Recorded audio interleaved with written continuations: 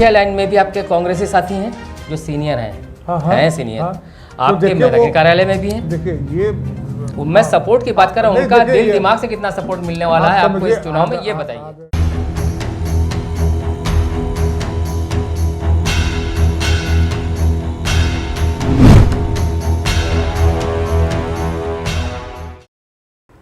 नमस्कार।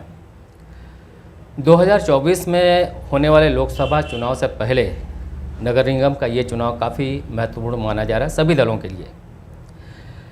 ये एक तरीके से लोकसभा चुनाव का मान लें होमवर्क है। प्रधानमंत्री नरेंद्र मोदी का संसदीय क्षेत्र होने के वजह से भी बनारस काफ़ी महत्वपूर्ण है प्रत्येक दृष्टि से। निकाय चुनाव में सभी दल अपनी अपनी तैयारियां कर रहे हैं। सबकी निगाहें हर दलों के मेयर पद पर है। महापौर पद के लिए कौन किसे उतार रहा है, किस दल ने किस तरीके की तैयारी की है महापौर पद के लिए, इसका पहला खुलासा कांग्रेस ने बनारस में कर दिया है। उन्होंने अनिल श्रीवास्तव को महापौर पद के लिए टिकट दिया है, यानी वो मेयर पद के लिए बनारस से प्रत्याशी हैं। अनिल श्रीवास्तव जी छात्र राजनीति से उनकी शुरुआत हुई। बीएचयू छात्र संघ के अध्यक्ष रहे, न सिर्फ अध्यक्ष रहे, एक रिकॉर्ड वोट हासिल कर उन्होंने अपनी हैसियत बताई छात्र राजनीति में। इसके अलावा वो राष्ट्रीय यूथ कांग्रेस के महासचिव भी रहे हैं, एनएसयू के भी बड़े पद पे रहे हैं। कांग्रेस ने इनको लगातार 5 बार विधानसभा कैंट से टिकट दिया है, उस पर भी उन्होंने किस्मत आजमाया है। अनिल श्रीवास्तव जी की अपनी जो राजनीति में जो उनकी छवि है वो बहुत ही शांत सरल स्वभाव के हैं। बहुत मुखर होते लोगों ने इनको नहीं देखा है। जनता से जुड़े हुए हैं, आम लोगों से जुड़े हुए हैं, ज़मीन से जुड़े हुए नेता हैं और काफ़ी वरिष्ठ सदस्य हैं कांग्रेस के। आइए आज अनिल श्रीवास्तव जी से बात करते हैं, क्योंकि उनको महापौर पद का टिकट मिला है, वो लड़ेंगे ये चुनाव। उनकी क्या प्राथमिकताएं हैं, क्या तैयारी कर रहे हैं और किस तरीके से अपने प्रतिद्वंदी दलों से वो टक्कर लेने जा रहे हैं। अनिल श्रीवास्तव जी, आपका बहुत बहुत स्वागत है। बताएं अपनी तैयारी। सबसे पहले तो आपको बधाई कि आपको टिकट मिला है। अब बताइए अपनी तैयारी। तैयारी तो देखिए, जो संगठन की तैयारी वही तैयारी है और तैयारी तो हम लोग 365 दिन हर समय जनता के बीच में रहते हैं और उनके समस्याओं से रूबरू होते हैं, जो संभव है उनकी मदद भी करते रहते हैं। तो तैयारी तो वही है।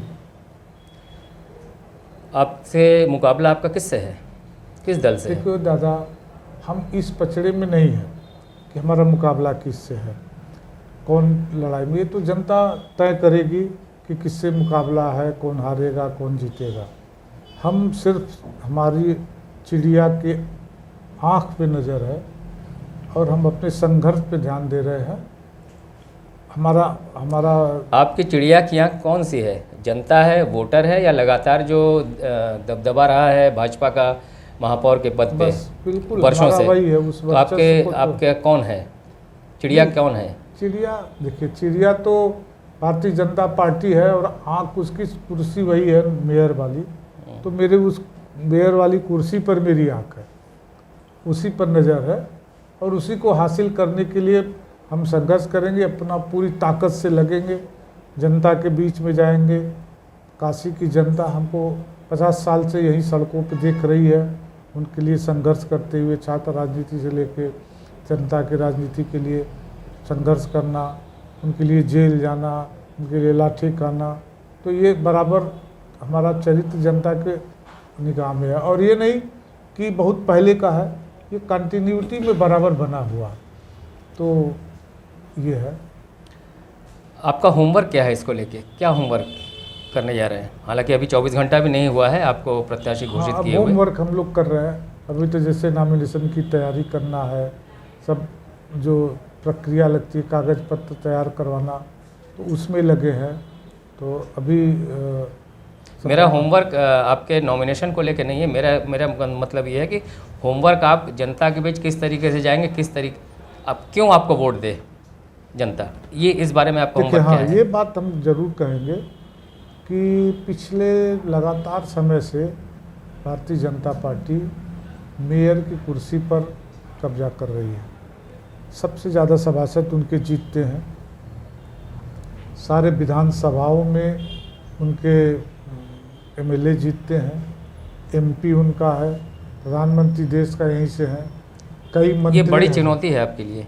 है, चुनौती बड़ी है, हम मानते हैं कि चुनौती बड़ी है, लेकिन जितनी बड़ी चुनौती है उतना बड़ी चुनौती भारतीय जनता पार्टी को आज अपने अंदर भी है। वजह ये है कि देश समस्या से जूझ रहा है।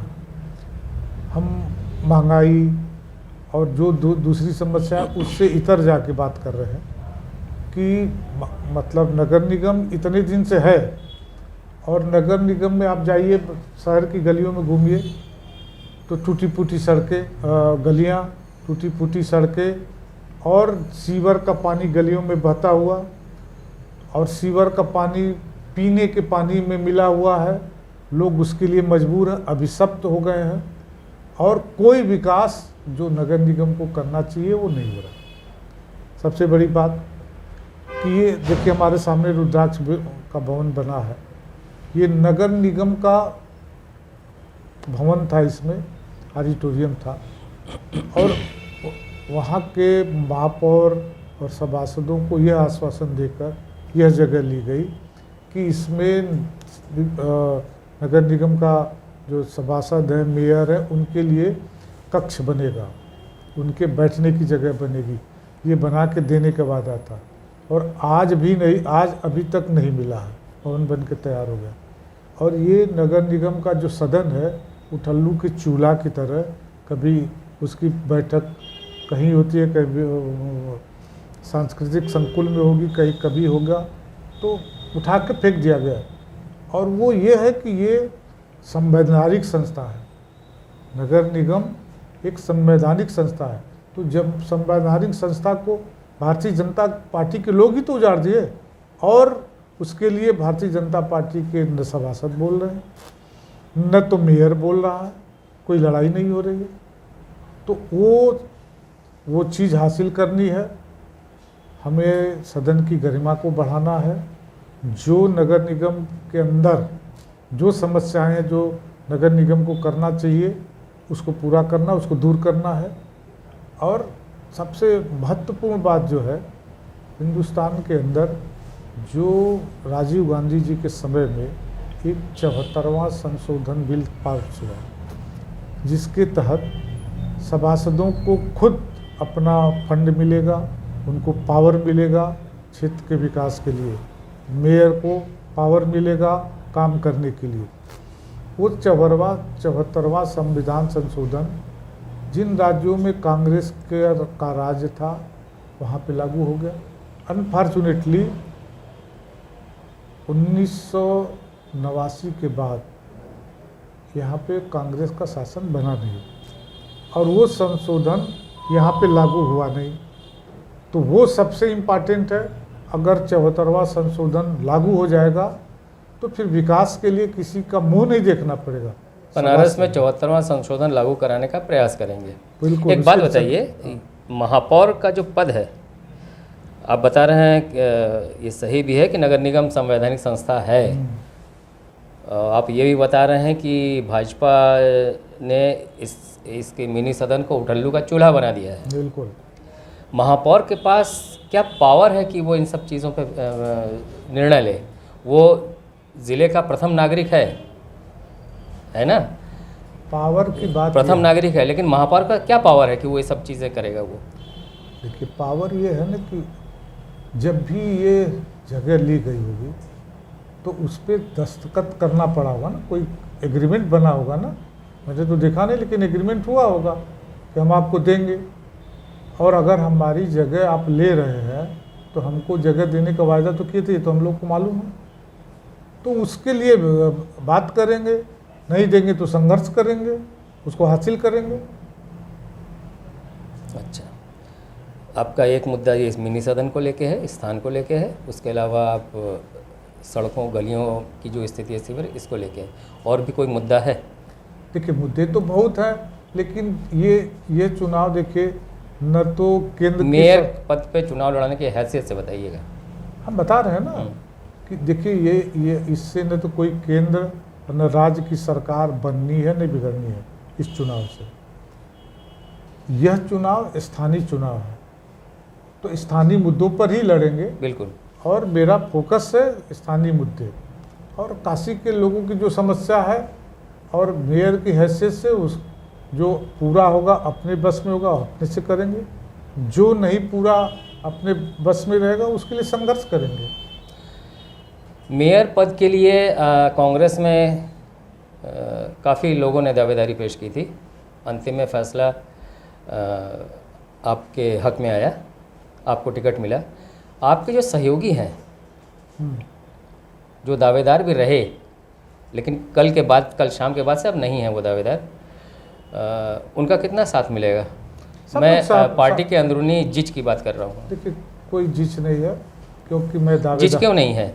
आपका मैदागिन कार्यालय और इंग्लिशिया लाइन कार्यालय कब टीएमसी का है और कब कांग्रेस का समझ में नहीं आता। वो जो है कमलापति जी के परिवार के आयोजनों में भी शामिल रहते हैं, वो टीएमसी के भी उसमें रहते हैं, कोई समझ ही में नहीं आता वो है किधर। ठीक है, आपका जो है मैदागिन कार्यालय और आपका इंग्लिशिया लाइन कार्यालय, ये तो दो धड़ में बटा हुआ है। मेरी बात समझिए दादा, इसको कंफ्यूज मत करिए। जो मैदागिन का कार्यालय है एथेंटिकली कांग्रेस का कार्यालय आज़ादी के पहले से वही है, और जो इंग्लिशिया लाइन का कार्यालय है वो कमलापति त्रिपाठी जी का पारिवारिक संपत्ति है, और वो उसमें अपना व्यावसायिक कॉम्प्लेक्स भी रखते हैं। और जब वो थे राजेशपति जी यहाँ थे कांग्रेस में, तो वहाँ पर भी कार्यालय का कार्यक्रम चल जाता था। अब जैसे हम जिला कांग्रेस के अध्यक्ष थे, तो मेरे घर से भी कार्यालय का काम हो जाता था। अभी राजेश्वर पटेल जी जिलाध्यक्ष हैं, तो उनके मैं ये बात ही नहीं कर रहा हूँ कि कहाँ कौन सा कार्यालय कहाँ है। मैं ये बात कर रहा हूँ भाई, इंग्लिशिया लाइन अगर वो कमलापति जी के परिवार का है, फिर भी वो कांग्रेसी हैं ना, कांग्रेसी थे ना, थे और है उनका पूरा और सम्मान है। आपका मैदागिन भी है, उसका भी अपना इतिहास है। से भी आज भी वो कांग्रेसी, भले ही तृणमूल कांग्रेस में गए हैं, वो चाहते तो और कहीं भी जा सकते थे, भारतीय जनता पार्टी में जा सकते थे अगर उनको कुछ हासिल करना होता तो। मैं ये बातें नहीं कर रहा हूँ, मैं ये बात कर रहा हूँ आपके जो इंग्लिशिया लाइन, मैं केवल इंग्लिशिया लाइन की बात नहीं कर रहा हूँ, मैं आपके उस सपोर्ट की बात कर रहा हूँ। इंग्लिशिया लाइन में भी आपके कांग्रेसी साथी हैं जो सीनियर हैं। हैं सीनियर।